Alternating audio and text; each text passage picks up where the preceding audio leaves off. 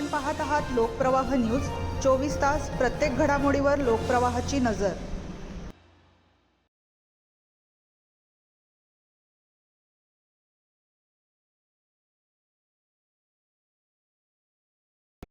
वनविकास महामंडळाच्या आंबे वनपरिक्षेत्रातील जोगमोडी बिटामध्ये अवैधरित्या सागवानाची वाहतूक करणाऱ्या आयशर वाहनावर वनविभागाच्या पथकाने पहाटेच्या सुमारास कारवाई केली।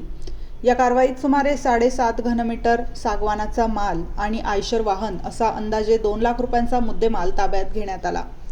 वीरमाळ जोगमोडी रस्त्यावर पहाटे 3 वाजेच्या सुमारास आयशर क्रमांक MH15 AG 5552 मधून विनापरवाना सागवानाची वाहतूक केली जात असल्याची माहिती वनविभागाला मिळाली। त्यानुसार गस्त पथकाने सिनेस्टाईल पाठलाग करून वाहन अडवले। वाहनाची तपासणी केली असता त्यामध्ये सागवानाचे दरवाजे, खिडक्या, फळ्या तसेच चिरलेला सागवानाचा माल आढळून आला। या प्रकरणी सचिन मधुकर आव्हाड, बबलू लखन शर्मा आणि दिलीप रामकृष्ण वर्मा यांना ताब्यात घेण्यात आले आहे। ही कारवाई पेठ युनिटमधील गस्त पथक तसेच आंबे व झरी वनपरिक्षेत्रातील अधिकारी कर्मचाऱ्यांच्या संयुक्त पथकाने केली।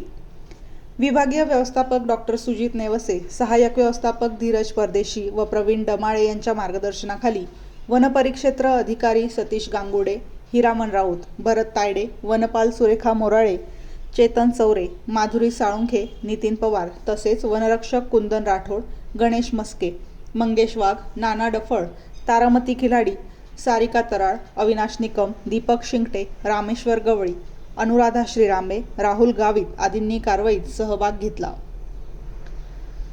लोकप्रवाह न्यूज 24 ताससाठी बीकन शेठ, पेठ।